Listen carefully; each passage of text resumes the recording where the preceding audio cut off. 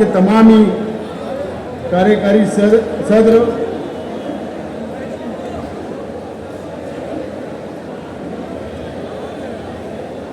और तमाम ही पार्टी के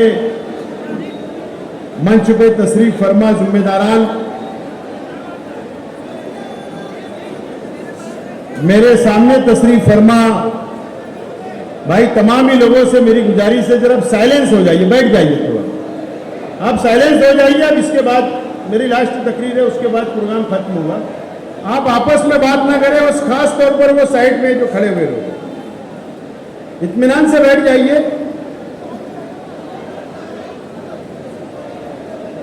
मेरे सामने तशरीफ फरमा तमाम ही पार्टी के जिम्मेदारान और पार्टी के तमाम ही सेल के सदर व अरकान, मैं सबसे पहले मेरी तरफ से, पार्टी की तरफ से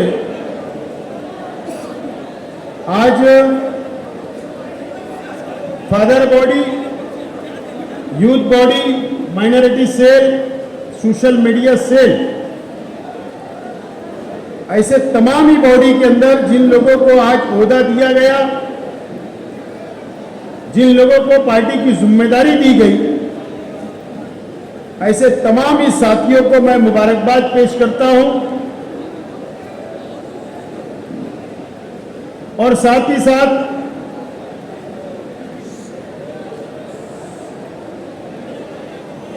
एक नई मंजिल के लिए, नए रास्ते के लिए,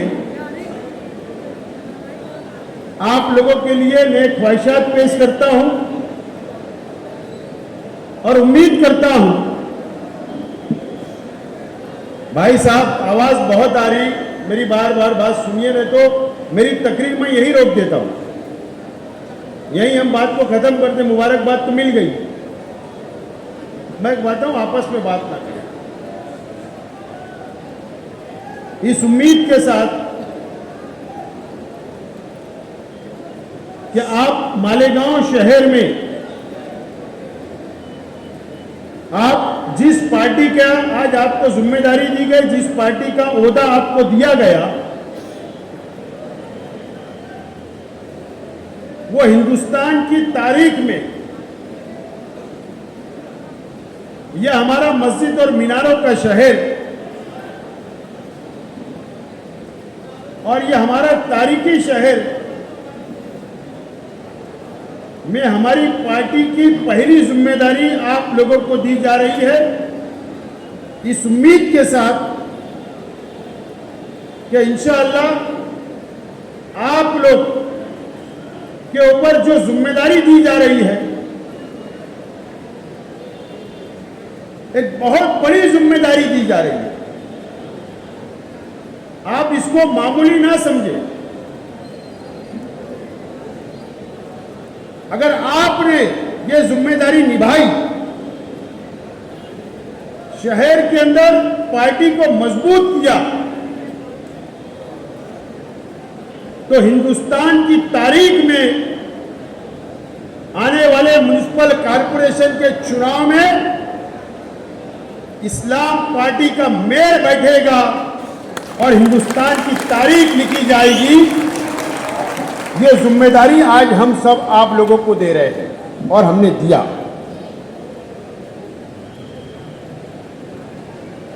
और मुझे उम्मीद है कि आज जिस तरीके से आप लोग एक नए जज्बे के साथ, एक हौसले के साथ आज आप लोग यहां पर आए अपनी जिम्मेदारी को संभालने के लिए, मुझे उम्मीद है कि यहां से जाने के बाद हर गली में, हर चौक चौराहों पर, अपने अपने इलाकों के अंदर पार्टी का तंजीमी ढांचा आप लोग मजबूत करने का काम करेंगे।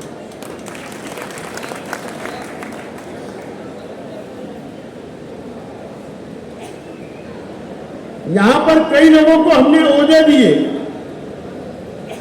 जो मालेगांव शहर के लिए नहीं, बल्कि मालेगांव शहर के बाहर भी कुछ जिम्मेदारियां हमने दी है। ऑब्जर्वर बनाया है, कई लोगों को हमारा एडवाइजर बनाया, सरपरस्त हमने बनाया, कई लोगों के साथ कई साथियों को बाहर के शहरों की जिम्मेदारी भी हम देने वाले हैं और हमने आज उन लोगों को जिम्मेदारी सौंपी है। मैं आज तमाम ही ओहदेदारान को, चाहे वो छोटा वर्कर हो, चाहे वो जिम्मेदार हो, मैं तमाम ही मेरे साथियों को यकीन दिलाना चाहता हूं कि मैं इस पार्टी को बढ़ाने के लिए, पार्टी की तंजीमी ढांचे को मजबूत करने के लिए मैं मेरा अकेला फैसला नहीं लूंगा, डिक्टेटरशिप नहीं करूंगा, बल्कि आप लोगों के सलाह मशवरे से ये पार्टी को बढ़ाने का काम करूंगा। इस बात का मैं आज आप लोगों से वादा करता हूं और खास तौर पर शेख रशीद साहब के तमाम ही जो दोस्त हैं, जो शेख रशीद साहब के साथ साना बसाना चले, जल्द ही मैं उनकी मीटिंग लेकर एक मजबूत लाएमन हम लोग तैयार करने की हम लोग कोशिश करेंगे। असेंबली का इलेक्शन हम हारे, आप लोगों ने, हम लोगों ने मेहनत की, हम लोगों ने जद्दोजहद की, एक एक कार्यकर्ता ने रात और दिन एक किया, बहुत मेहनत की, हम लोग 162 वोट से इलेक्शन हार गए। भाई बार बार समझाने के बावजूद भी आप आपस में बात करोगे तो मैं रोक देता हूं बात।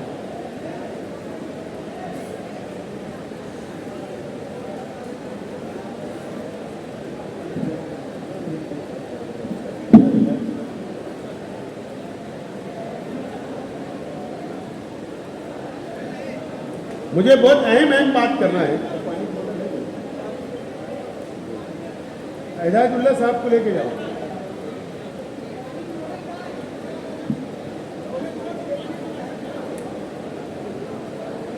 हम लोग 162 वोट से इलेक्शन हारे। हम सब लोगों ने मेहनत की, बहुत मेहनत की, माह महीनों ने किए, नौजवान साथियों ने किए मेहनत, मासूम मासूम बच्चों ने किए, लेकिन अल्लाह ताला का फैसला, अल्लाह की बहुत बड़ी मसलियत उसके अंदर छुपी होगी। हम इलेक्शन हार गए, हम 162 से इलेक्शन हार गए। अब असेंबली का इलेक्शन 4 साल के बाद आएगा। 4 साल कल क्या होगा? हम जो लोग आज बैठे हैं, कौन जिंदा रहेगा, कौन मर जाएगा, कोई गारंटी नहीं ले सकता। अब 4 साल किसने देखा? लेकिन अल्लाह ताला हम लोगों को जितनी भी जिंदगी दी, हमारी भी मौत लिखी है, एक दिन दुनिया से जाना है। हमारा ईमान है, हम मुसलमान हैं, हमारा ईमान है कि जो शख्स दुनिया में आया उसको एक दिन दुनिया छोड़कर जाना है। यह हमारा मजबूत ईमान है।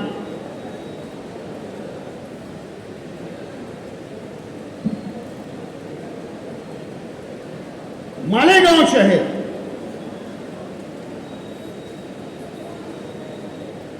आज के हालात, इस महाराष्ट्र के हालात, इस मुल्क के हालात और खास तौर पर इस शहर के हालात से आप वाकिफ हैं। आप समझ रहे हैं ये शहर को। कसम खुदा की बोलता हूं दोस्तों,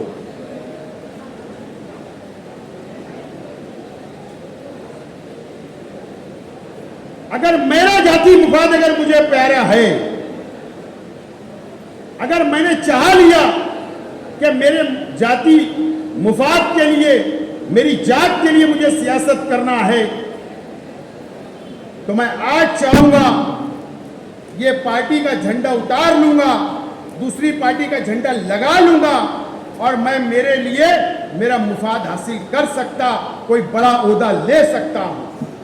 आज मैं कर सकता हूं। बहुत ऑफर है, लेकिन लड़ाई इस मुल्क के अंदर, इस रियासत के अंदर, इस शहर के अंदर जो लड़ाई चल रही है, जो संघर्ष चल रहा है, एक सोच की लड़ाई है, एक विचारधारा की लड़ाई है। दो सोच है, दो सोच में से एक फिरका परस्त सोच है, एक सेकुलर है।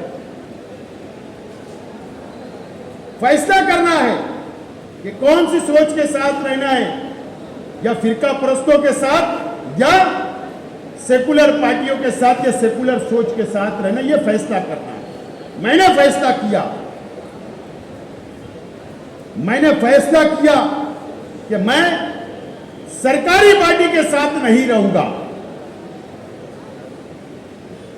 मुझे इस शहर के लिए लड़ना है, मुझे इस महाराष्ट्र के मुसलमानों के लिए लड़ना है, और उसका साथ अगर आप मेरा साथ दोगे तो हम फिरका परस्तों का मुकाबला कर सकते हैं।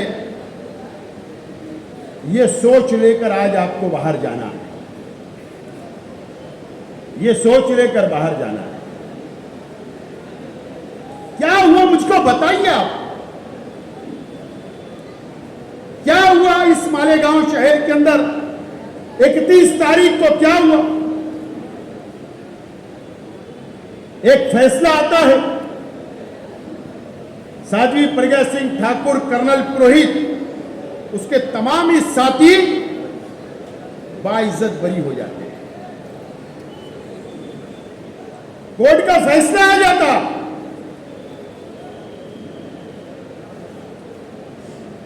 भिक्खू चौक का जो ब्लास्ट हुआ उसमें बच्चे भी थे, बूढ़े भी थे, शहीद हो गए, दुनिया से चले गए। उनका खून आज भी हमारी आंखों के सामने है, उनकी लाशें आज भी हमारी आंखों के सामने है। 17 साल के बाद फैसला आया, बाइज्जत बरी कर दी। बहुत अफसोस की बात है, बहुत अफसोस की बात है। ठीक है, हम कानून को मानते हैं, हम कोड को मानते हैं, हम संविधान को मानते हैं, हम आदर करेंगे, लेकिन इस देश की एजेंसियों के ऊपर अब हमको भरोसा नहीं है।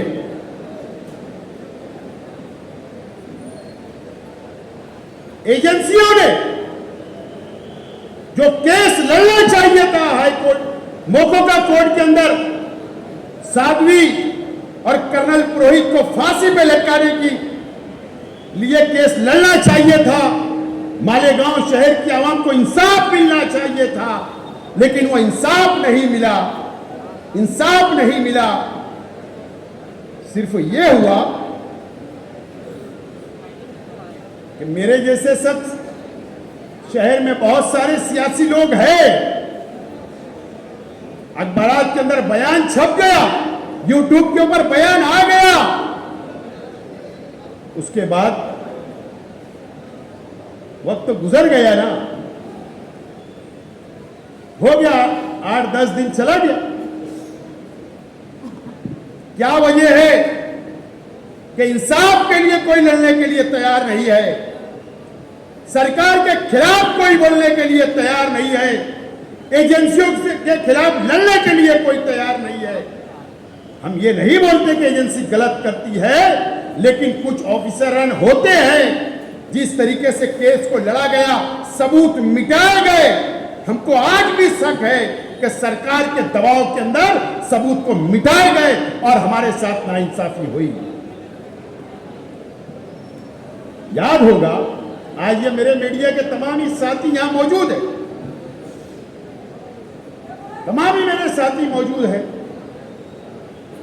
असेंबली का मैं मेंबर था, एमएलए था, शायद आप लोग की भी को पता होगा। एक सरकारी वकील इस केस के अंदर, एक सरकारी वकील रोनी सालियन, नाम भी मुझे पता है,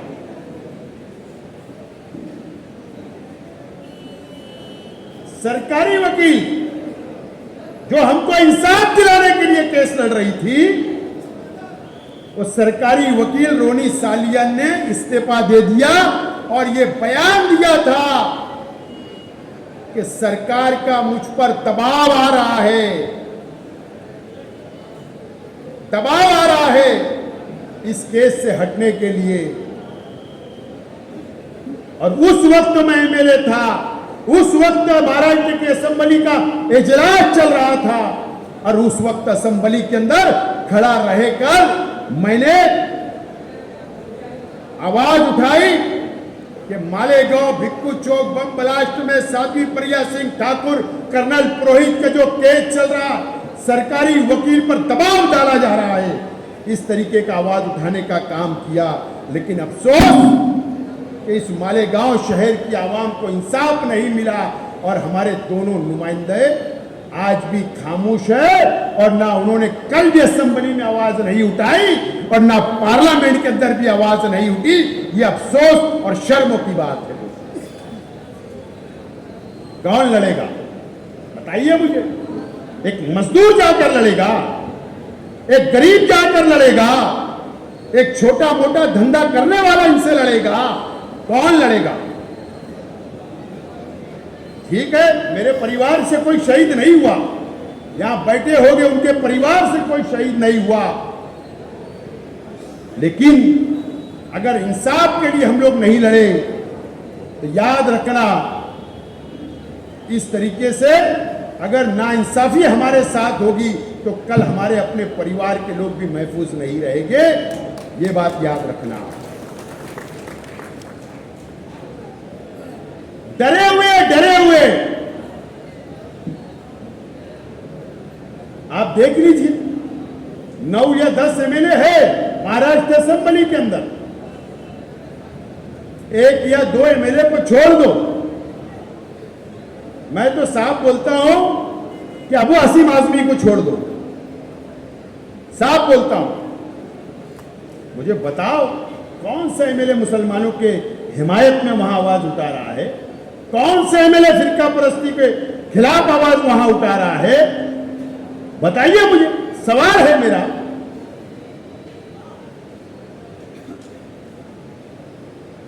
इतना डरे हुए सरकारों से, एजेंसियों से। आज देश के अंदर आप देखिए, आप सर्वे करिए, कोई बड़ा लीडर पार्लियामेंट के अंदर और महाराष्ट्र असेंबली के अंदर कोई बोलने के लिए तैयार नहीं है। हम ये बोलते हैं आपस में, अखबार में पढ़ना अच्छा लगता है, सुनना अच्छा लगता है कि हम 22 करोड़ है, हम 24 करोड़ है मुसलमान, लेकिन हमारे लीडरान जिनको जिम्मेदारियां दी गई वही हमारे लिए आवाज नहीं उठा रहे। मैं मुबारकबाद देता हूं मराठा समाज के लोगों को, कम से कम उनके समाज के लिए वो आवाज तो उठाते, दूसरा समाज के लोग को आवाज उठाते। मुसलमानों के नाम पर चुनकर आने वाले, हमारे वोटों पर चुनकर जाने वाले हमारे हिमायत में आवाज तक नहीं उठाते। ये आपको हम लोगों को समझना है, समझना है। और ये लड़ाई है, फिरका परस्तों के खिलाफ लड़ना है। नाइंसाफी जहां हमारे साथ होगी आवाज उठाना है। और आप लोग ये जिम्मेदारी अपने हाथों में ले लीजिए। ये शहर के अंदर आपने देखा नहीं क्या, चाहे भिक्खू बम ब्लास्ट हो, आपने एसआईटी हो, क्या समझते हो आप? एसआईटी जो बनी, इंक्वायरी हुई, अभी तक इंक्वायरी चल रही। अगर हम डिफेंस कमेटी नहीं बनाते, शहर की आवाम के दाखिले हम लोग चेक करके एसआईटी ऑफिस नहीं भेजते, हमारे कार्यकर्ता, हमारी पार्टी के जिम्मेदार धूप में रोजा रख के एसआईटी ऑफिस के बाहर मंडप लगाकर बैठकर आवाम की रहनुमाई नहीं करते, उनकी मदद नहीं करते, कम से कम 500 लोग जेल के अंदर होते थे। लेकिन हमारी हिकमत अमली, हमने जो कानूनी मदद दी, आज कुछ लोग जेल में है लेकिन पूरा शहर बच गया। ये हमने काम किया है। मुझे बताओ कौन सी पार्टी ने, बताइए मुझे। माफ करना, घूम फिर के बात हमको बोलना पड़ती है, माफी चाहता हूं, बार बार बोलना पड़ती है। मुझे बताइए, आज के एमएलए जो जमयत के सदर हैं, आपने सुना होगा, मैं मीडिया के लोगों से बोलना चाहता हूं और माजरत के साथ बोलना चाहता हूं, सवाल करिए एमएलए से। आज से 2 महीना पहले भी जमयत में मीटिंग हुई तो बोले हम हाईकोर्ट जाएंगे। मुझे बताइए कौन सी हाईकोर्ट के अंदर पिटीशन गई, बताइए मुझको। ऐलान किया गया, जमयत के दफ्तर से आप ऐलान करते हो और शहर को धोखा देने का काम करते हो। अभी तक तुम हाईकोर्ट के अंदर नहीं गए।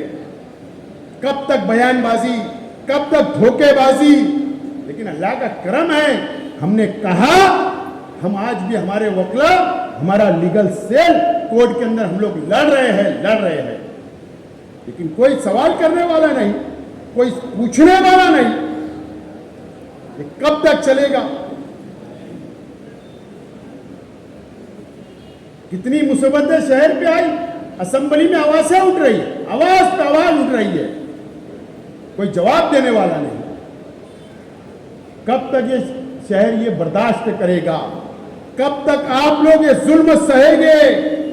कब तक आप बर्दाश्त करते रहोगे? कब आप बेदार होगे? अब इलेक्शन आ रहा है, कॉरपोरेशन का इलेक्शन आ रहा है। माफ करना, क्या होगा इलेक्शन में? समाज की दुआई दी जाएगी, समाज की दुआई दी जाएगी, रिश्तेदारी की दुआई दी जाएगी।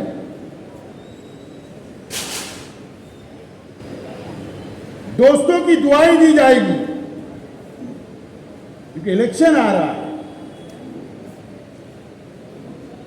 फिर इस्लामी माशरा के नाम पर जलसे शुरू हो जाएगी। फिर एक मर्तबा ये शहर बह जाएगा ये शहर जज्बात से। मैं शहर के मुसलमानों से अपील करता हूं, शहर के वोटरों से अपील करता हूं, कब बेदार होंगे? कब बेदार होंगे? कोई मैंने ये शहर के अंदर मेरी ठेकेदारी नहीं है कि मेरा ही परिवार हमेशा सियासत करे। आज मैं हूं, कल हम हट जाएंगे, किनारे हो जाएंगे, सियासत छोड़ देंगे, फिर कोई आएगा, फिर कोई आएगा। जब तक कयामत है ये दुनिया चलती रहेगी, आगे कोई ना कोई आते रहेगा। और बस अगर यही फैसला ये शहर लेता रहा, समाज में, रिश्तेदारी में पटता रहा, तो याद रखना, ये शहर पर जिस तरीके से फिरका परस्तों की नजर है, बर्बाद करने के लिए तुले हुए फिरका परस्त, याद रखना, ये शहर को बर्बाद कर दिया जाएगा। फिरका परस्त की नीयत खराब है, बेदार हो जाओ। अब इम्तिहान मत लो, अब मेरा इम्तिहान मत लो। अरे मुझे बताइए आप, क्या कमी है बताइए। एक छोटे से वर्कर का फोन आता, या वो ऑफिस आता कि मेरा फला काम है, वो काम के लिए हम दौड़ते। कोई भी डिपार्टमेंट का काम हो हम उसके लिए दौड़ते, हॉस्पिटल का काम है दौड़ते, रात दिन एक हम लोग करते। हारने के बाद भी दूसरे दिन आपके बीच में खड़ा रहा, अभी तक लड़ रहा हूं, रात और दिन नहीं देखता, आप लोगों के साथ रहता, परिवार नहीं देखता। मुझे भी परिवार, मेरा भी खानदान है, मैं भी चाहता हूं, लेकिन आपके लिए लड़ता रहता हूं। लेकिन आप कब उसका फल दोगे? मैंने कहा मेरी शुरुआत आप समझ लो कि 4 साल के बाद असेंबली आएगा, मैं जिंदा रहूं या मर जाऊंगा मुझे नहीं पता, लेकिन एक बात जरूर बोलता हूं, और अब मैंने छोड़ दिया। अब मैं पुलिस डिपार्टमेंट को बोलता नहीं हूं, लेकिन जब मैं घर से निकलता हूं, चाहे उसको कोई भी मतलब से लो, तो मैं मेरी जान हथेली पे लेकर बाहर निकलता हूं। ये बात याद रखिए। आसिफ साहब आगे बढ़े। बाहर लेकर निकलता हूं। उसकी वजह है कि ये शहर के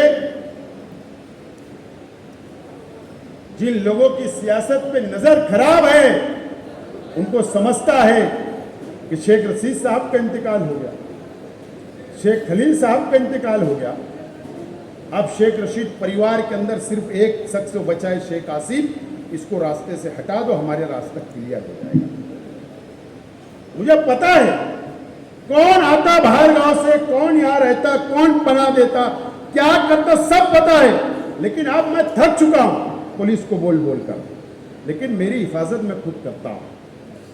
मुझे कोई परवाह हुआ नहीं है, लेकिन अगर मैं 2 इलेक्शन हारा, उसके बाद आपके सामने खड़ा हूं, आपके लिए लड़ रहा हूं, गरीबों के लिए लड़ रहा हूं, हर समाज, हर बिरादरी के लिए लड़ रहा हूं, आवाज उठा रहा हूं, हुकूमत से के खिलाफ आवाज उठा रहा हूं, फिरका परस्तों के खिलाफ आवाज उठा रहा हूं, तो कब आप हमें सिला दोगे? कब हमको जिम्मेदारी दोगे शहर संभालने की? ये इलेक्शन आ रहा है, ये इलेक्शन के अंदर मैं भी देखना चाहता हूं कि आप क्या फैसला करते हो, क्या जिम्मेदारी देते हो या नहीं देते हो। अब वक्त आ रहा है कारपोरेशन का, अगर आपने कारपोरेशन की सत्ता हाथ में दी, तो यकीन जानना फिरका परस्तों को ये शहर में घुसने नहीं दूंगा, इंशाअल्लाह, ये वादा आपके साथ। उनकी हिम्मत नहीं होगी, उनकी हिम्मत नहीं होगी मालेगांव शहर की तरफ नजर उठाने की। जिम्मेदारी से बोल रहा हूं दोस्तों, अल्लाह बड़ी बात ना करवाए, जिम्मेदारी से बोल रहा हूं।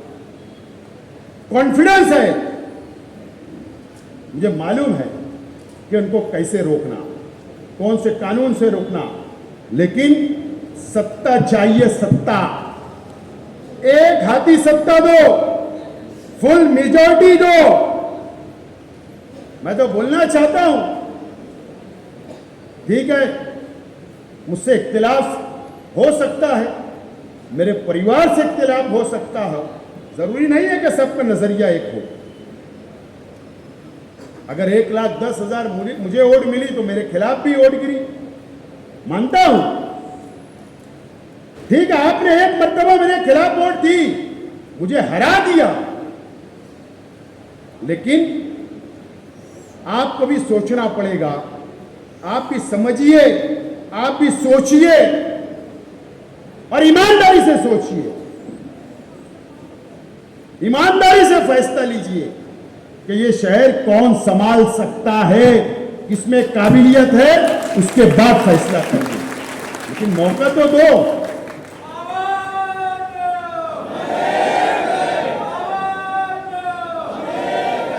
मौका तो दो, एक मर्तबा आजमा कर तो देखो ये शहर कैसे संभाला जाता। और हमारे ये मत समझा करो कि ये सिर्फ मालेगांव शहर है, ये 5 जिला है ना, तुम्हारे पे फक्र करता है, फक्र करता है। तुम्हारे से उम्मीद है कि तुम उनको संभालोगे। यातों के लोगों को, ताल्लुके के लोगों को, मुसलमानों को आपसे उम्मीद है। लेकिन अगर हमारे ही शहर के अंदर ऐसी क़यादत हो जो हमारे शहर के लिए, इंसाफ के लिए आवाज नहीं उठाती, तो बाहर के लोगों की क्या उम्मीद है? ये सोचना पड़ेगा। और आज मुझे उम्मीद है इस शहर की आवाम से कि आने वाले कॉरपोरेशन के चुनाव में ना कोई बिरादरी, ना कोई समाज, ना कोई रिश्तेदारी मत चलने दो। क्या होता है, माफ करना, झोपड़पट्टियों के अंदर जब कॉरपोरेशन का चुनाव आता तो ये दुआएं दी जाती है कि यार हमने असेंबली में बोले क्या, तुमने तो शेख आसिफ का काम किया ना, अब तो हमारा इलेक्शन है ना। लेकिन क्या होगा, चलो मुझे बताओ, 1000 देगा, 2000 देगा, 5000 देगा, एक दिन चलेगा, 2 दिन चलेगा, 5 साल का तुमको फैसला करना होता है। लेकिन अगर तुम्हारी हार भूल गए होगे असेंबली की, अगर तुम हार भूल गए होगे तो वोट दे देना सामने, और अगर हार याद होगी तो उनकी जगह तुमको बताना पड़ेगा। ये बात मैं बोलता, सब छोड़ दो। मुझसे नाराजगी है, मेरे पास आकर नाराजगी जाहिर कर दो, लेकिन रास्ते पे मत लाओ। एकजुट होकर हम बहुत करीब है सत्ता के, बहुत करीब है दोस्तों। इंशाअल्लाह अगर आपका साथ रहा, आपने तय कर लिया ये 3-4 बातें, तो हमको सत्ता से कोई नहीं रोक सकता। और मैं बार बार बोल रहा हूं, बार बार बोल रहा हूं, एक हाथी सत्ता दो। ये दामन फैलाकर मेरे को किसी के पास मत भेजो, तो भेजोगे दामन फैला के 4 कम पड़ गए, 10 कम पड़ गए, काय को ये धंधा हो? तुम्हारे पास ताकत है, ताकत है तुम्हारे पास, क्यों मुझे झोली फैलाने लगा रहे हो? अरे सिर्फ झोली भर के कैंडिडेट को वोट दे दो, कहीं झोली फैलाना नहीं पड़ेगा, कहीं झोली नहीं फैलाना पड़ेगा। मुझे उम्मीद है, बहुत उम्मीद है इस मर्तबा, मैं मेहनत कर रहा हूं, आप मेरे साथी हो, मेरी ताकत हो, आप मेरी ताकत बनकर मेरे साथ साथ चलकर हम इस शहर के अंदर इंकिलाब लेके आओ, इंकिलाब। और मुझे उम्मीद है इस मर्तबा इस शहर इंकिलाब लाएगा, लड़ेंगे, जीतेंगे। मैं पार्टी की मीटिंग है, पार्टी का इजलास है, इसके लिए कुछ चंद बातें बोलना चाहता हूं माजरत के साथ। 84 वार्ड है, 60 के तकरीबन 60 सीट नदिया के इस पार आती है, 60 सीट। अब जाहिर सी बात है कि एक वार्ड के अंदर 4 टिकट, एक पैनल 4 का है, तो 4 उम्मीदवार फाइनल करना होगा। 8 है, 6 है, कहीं कहीं 10 है, कहीं 14 भी है उम्मीदवार।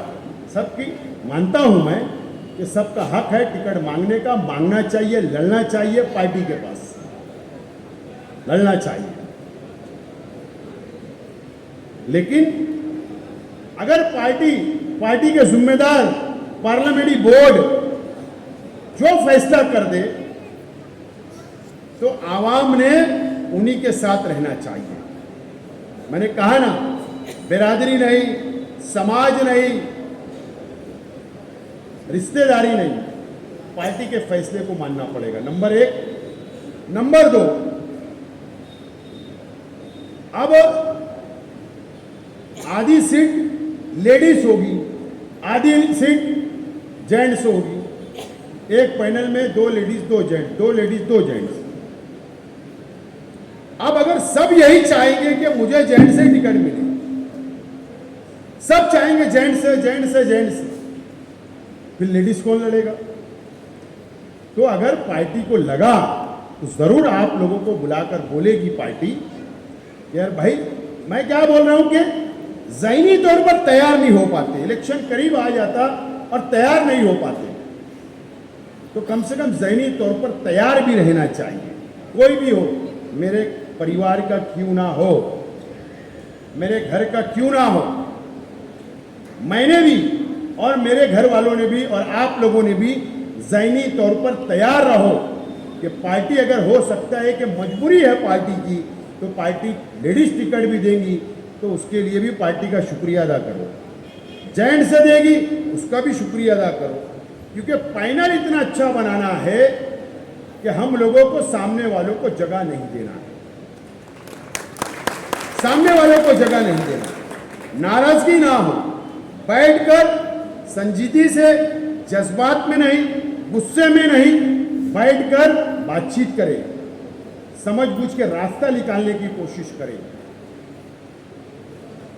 जाहिर सी बात है, अगर आप लोगों की कैंडिडेट की ताकत है, जाहिर सी बात है कि पार्टी की भी एक बहुत बड़ी ताकत है, पार्टी के कार्यकर्ताओं की ताकत होती है, तो दोनों की ताकत मिलाकर ही इलेक्शन जीता जाता है।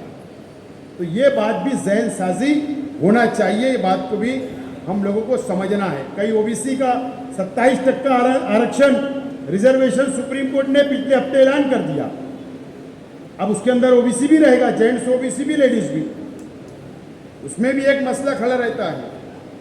तो हम पूरे शहर के अंदर इलेक्शन लड़ाने की तैयारी कर रहे हैं, एक पैनल में नहीं, एक वार्ड में नहीं, ये बात याद रखो, पूरे शहर के अंदर हम तैयारी कर रहे हैं।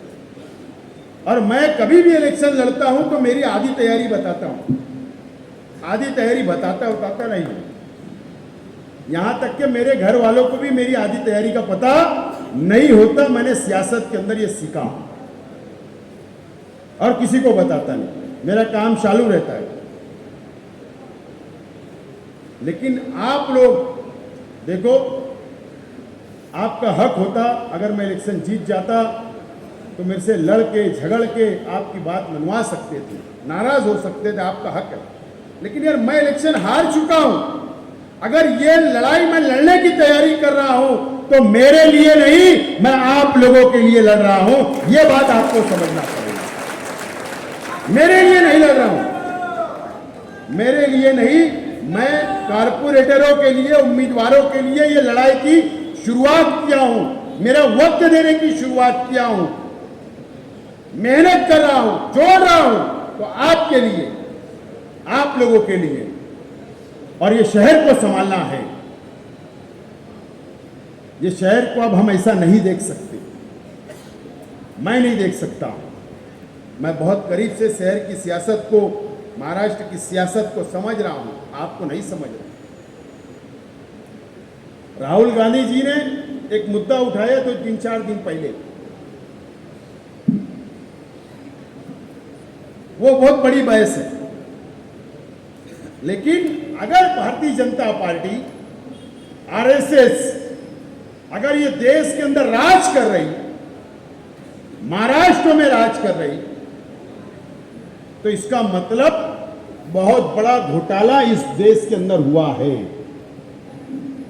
और वो घोटाले का सीधा असर, नुकसान अगर किसी को हो रहा है तो इस देश के मुसलमानों को, दलितों को, आदिवासियों को और क्रिश्चियनों को हो रहा है।